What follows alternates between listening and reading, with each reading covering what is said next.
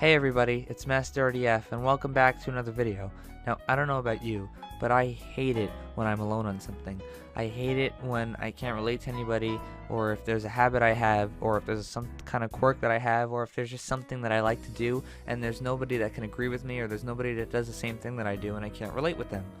Well, if you're somebody that plays video games 24/7, or you're a hardcore gamer as I'd like to call it, chances are there's not many people that you know in person that have the same personality as you, or just don't play video games as frequently as you, and you can't, relate to them on certain aspects of that. Well, this is the right video for you, because today we're going to be talking about 5 things that hardcore gamers can relate to. Thing number 1, rage. Now, this is common among most gamers, but when you're a hardcore gamer, you experience it the most. Now, there's 2 different kinds of rage. There's the first kind of rage where it is genuine anger.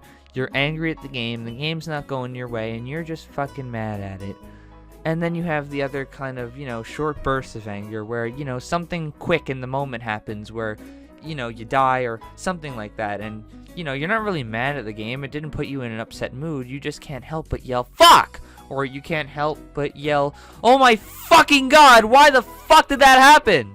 And then once you let it out, you're fine. You're playing the game again, you're calm, you're quiet, you're just focusing, and yeah, that's really all there is to that.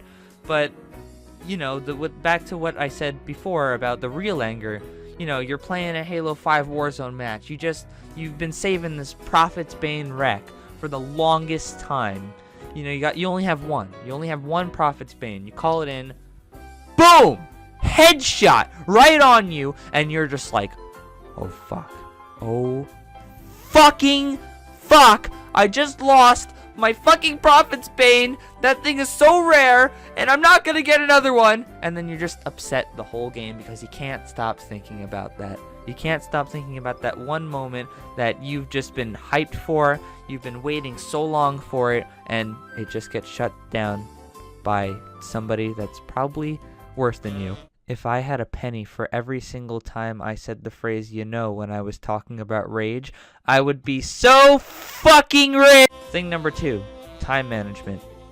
Now, whenever you have free time, you're playing video games. That's what you do. That's why you're classified as a hardcore gamer. Well, if you have a full-time job or you go to school full-time, you don't really get a lot of that precious free time. And when you finally do get that free time and you can kick back and relax and play one of your favorite video games, you're like, oh shit, I actually have a lot of favorite video games. Which one should I play? And then you're just like, I can't decide. I can't decide. I should have thought about this sooner, but now I can't decide. And then you end up spending all of your free time just thinking about which game you should play until you have maybe about a couple hours left of your free time, and you finally decide.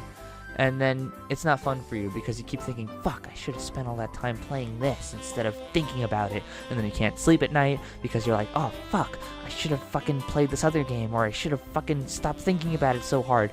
And then your brain just collapses. Thing number 3, overly competitive. This is something that I know is very vague sounding because you don't have to be somebody that plays video games at all to be overly competitive. You could be somebody that plays sports, you could be somebody that plays a board game, anything that involves being competitive. But when you're somebody that plays a lot of video games, you probably play a lot of competitive games, whether it be Call of Duty, Battlefield, any MOBA game, Overwatch, games like that.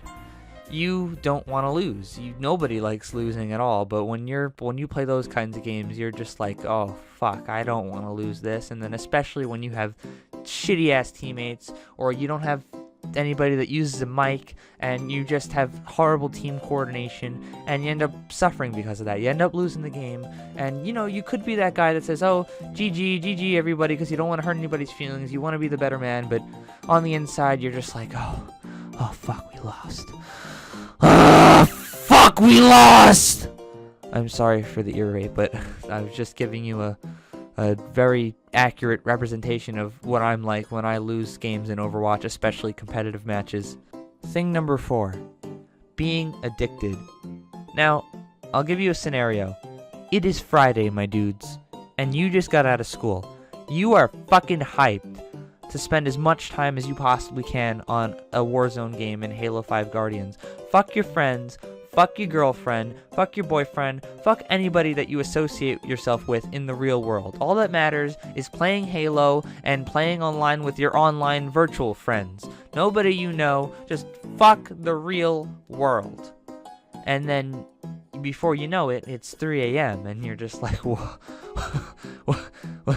that can't be right. What? Do we push the clocks forward already? Fuck sleep, man! And then you just keep playing, and then you don't get sleep, and then you get bags under your eyes, and yeah, that's really all I can say. You're addicted to your video games. You love them. It's your passion. That's what you do. That's what I do. I find myself living that scenario I just gave you every single day. Thing number 5, being made fun of.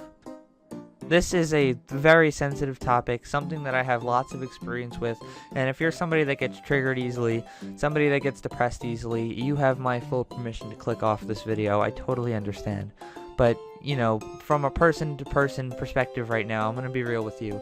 There are so many people that just don't understand us gamers. They don't understand that playing a video game is not just looking at a screen and pressing buttons on your keyboard or pressing buttons on your mouse or your controller. It's not just that.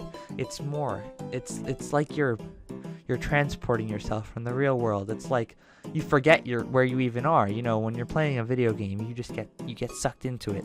It's like a whole nother experience.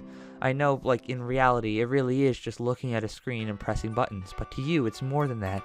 When you're pulling the trigger from shooting in Call of Duty as opposed to you pulling the trigger to accelerate your car in Forza, they're two completely different feelings, even though technically you're doing the same exact thing in both. They are two completely different feelings, because you understand video games, you feel your video games, you are one with your video games, and when people make fun of you for that, it hurts. It hurts a lot. When people come up to you and say, hey, you're a loser, you play video games, you don't actually do anything productive in society, you sit and look at a screen all day, it hurts. And I understand it completely, and I hate fucking cunts that do that. Honestly, they probably are like that because they suck at video games and they have nothing better to do with their lives. So yeah, I'm sorry if any of you ever have to go through that, but just know that if anybody ever does put you through that, just ignore them. Don't give them attention because that's all they want, and go back to playing your video games. You don't let anybody tell you what to do, ever. Thank you guys so much for watching if you've watched this long. I really appreciate it, and I had so much fun making this video.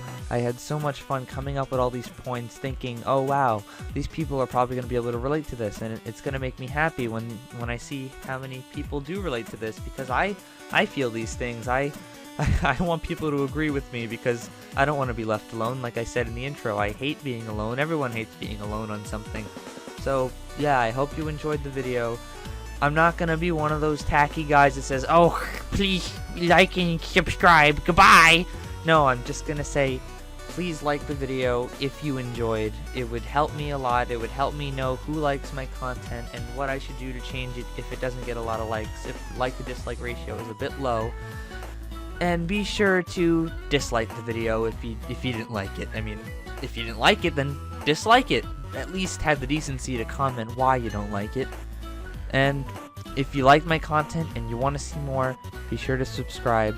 I'll definitely be having a lot more videos in the future. If you don't like my content and you don't think I'm going to be serving you anything good, then you don't have to subscribe. I'm not forcing you. So, thank you guys for watching. I'll see you later. Peace out.